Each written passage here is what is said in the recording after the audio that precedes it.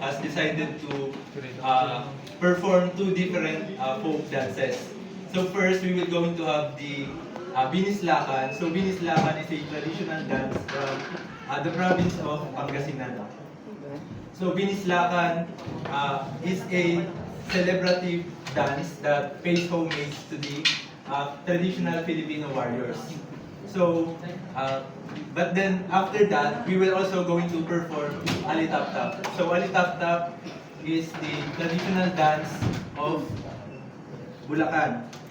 So Alitap-tap or the firefly dance is pays homage to the fireflies and captures the mystical allure of these tiny creatures that wanders through the night.